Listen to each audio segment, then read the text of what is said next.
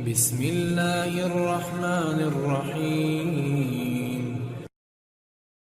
السلام عليكم. أهدي هذه الأغنية والموسيقى والكلمات لزوجتي المستقبلية اللي أنا ما أعرف هي منو، بس أهم شيء إني أهديها. أوكي يلا بسم الله. عادي بسم الله غلط بس يلا. لا تهجى في كفوفي مو مهم راي الكفوف.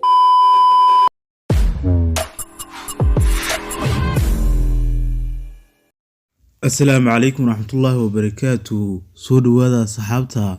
maanta waxaan ka sheekeyn doonaa qisada guusha abufalla. intaanan fiidiyooga bilaabin waxaan kaa codsanayaa haddaad nagu cusub tahay inaad sabskaraib saartid, haddaad horey noolula joogtidna inaad like nagu caawisid. liketa waxay noo taraysaa inuu dad badan gaadho fiidiyoogan. magaciisa saddexan waa xasan sulaymaan. waxa uu ku dhashay magaalada kuweyt sanadii 18 Diseembar 1997. da'diisu waa 24 jir. waxbarashada waxa uu ka gaaray dugsi sare,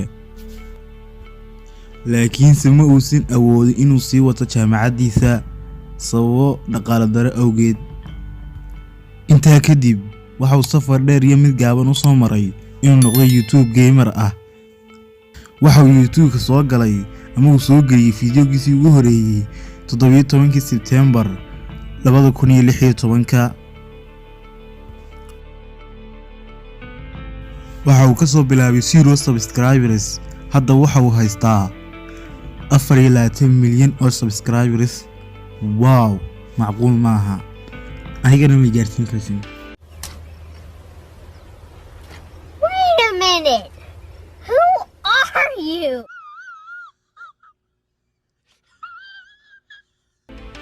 bartiisa Instagram-kana waxa ku xidhan 7 milyan oo followers. أكبر مخاوف حياتي عندي فوبيا عناكب بشكل مجنون.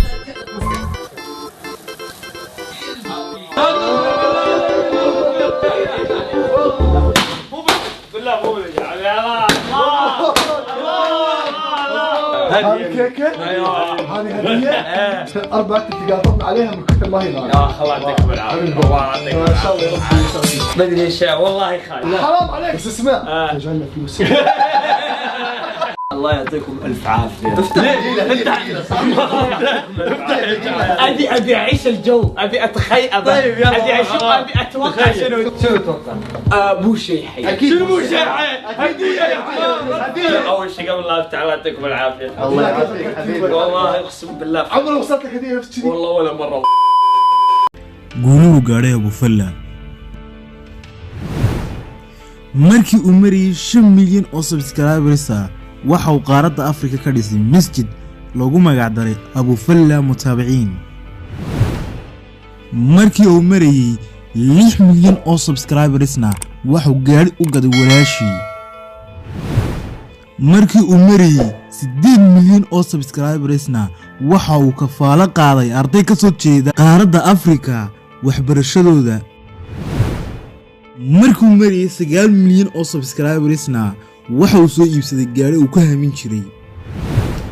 markuu gaaray 10 milyan oo subscribersna waxa uu gaari u iibiyay dadka kamid ah daawadayaashiisa.